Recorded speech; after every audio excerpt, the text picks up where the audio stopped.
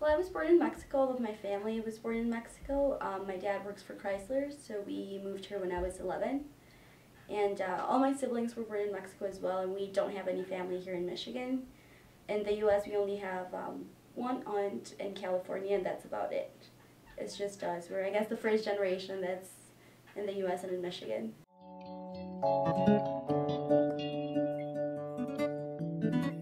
It was a complete culture shock. There's things, that I loved about Mexico and that I missed a lot, but then there's things that I learned to appreciate here. What was really hard is the warmth that people give off in Mexico. It's a lot more, you're a lot more social, you know everybody.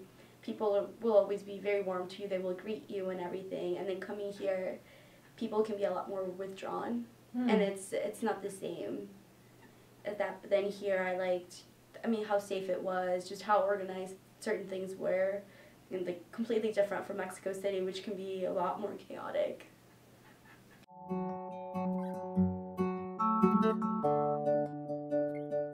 Well, I'm currently studying business. I have not decided between accounting or finance yet. It is my second year at Oakland, but my first year I was a biochemistry and pre-medicine major.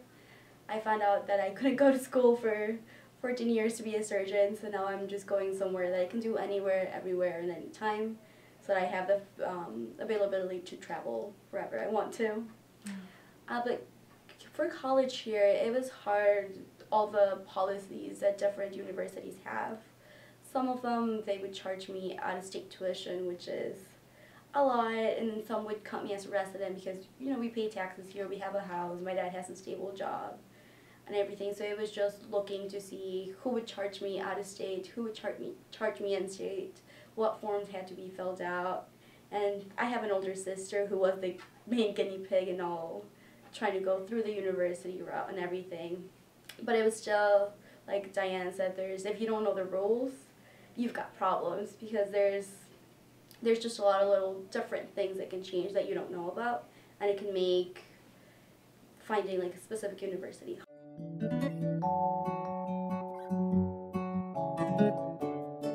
There wasn't much inspiration of what I wanted to do with that. It's more like of a stepping stone for me. It's something that's going to get me to possibly law school, which I have found that I love working with immigration issues.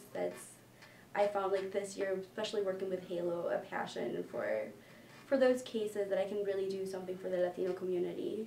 Especially around here, there's Pontiac, there's Detroit, there's a lot of small issues and very special cases that the general policy that exists, it won't cover it. So really working with that, like that's what I'm passionate about.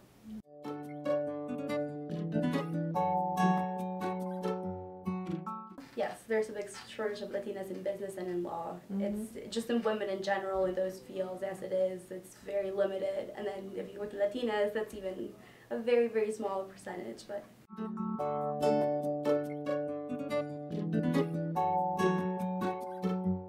HALO stands for Hispanic American Leadership Organization.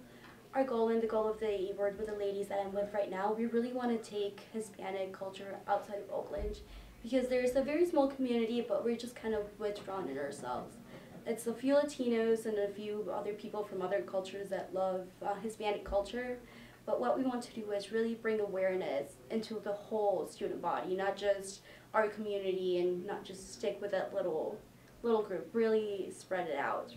Right now, actually, what we're working on is we're working with Michigan United and Michigan Dreamers to get tuition equality at Oakland University for undocumented students, the ones that could not apply for DACA, so that they can pay in-state tuition rather than international fees, which is 3 times as much as in-state.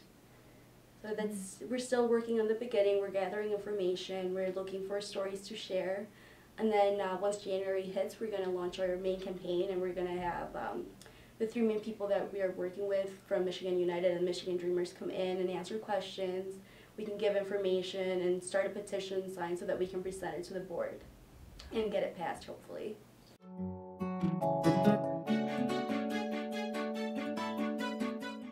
Not really a specific person, but I think my parents and my sisters necessarily. My parents were the one that always, since we were little girls, my sister and I, they always told us that we were going to go to college so that we could be independent women and that we could just depend on ourselves, that we, you know, family and having somebody that you love is important, but you have to be able to take care of yourself as a person. So that kind of got us really into the college route. But my sister, she attended Wayne State University and she got involved with a sorority there, a Latino-based sorority. And she started doing a lot of volunteering for women empowerment and Latina empowerment. And that when she started to bring me along with it, that really sparked that passion to do something in it. So he's kind of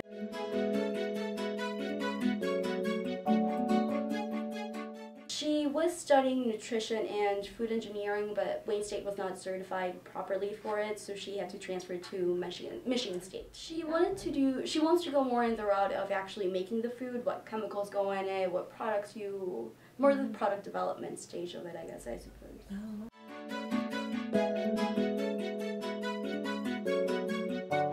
We're actually still trying to figure out the internship portion of everything that is going on.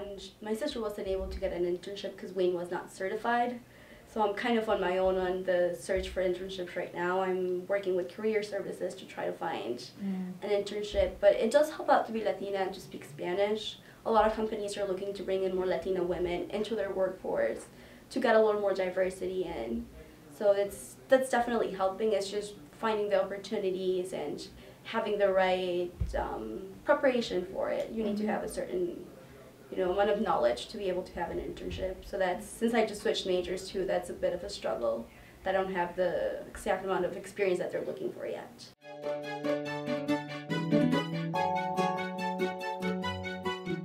I use OU has a page which is called, if I'm not mistaken, OU Career Link, and a lot of companies post internship openings there.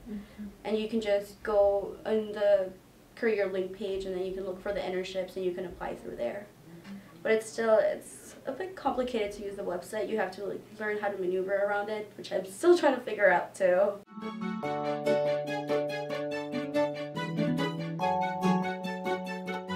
Sharing the knowledge of what we've struggled with, what we didn't know, that would be very helpful, because not everybody has an older sister, an older friend that has been through it before and can tell you, don't do this, but definitely do that. So just having all that information in the Ask a Latina page, that would just make it so much easier and so much faster, so that girls know what they should be doing and what they shouldn't be doing.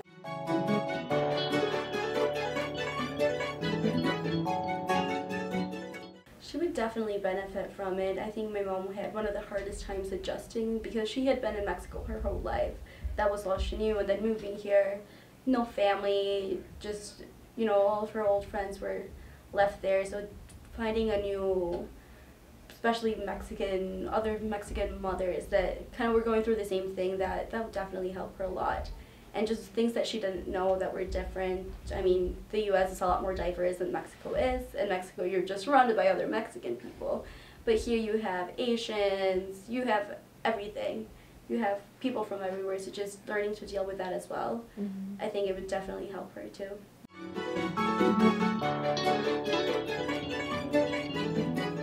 Definitely struggled with that. She never wanted to learn English in Mexico because she always told me that she didn't need it, so she was not going to take classes for it.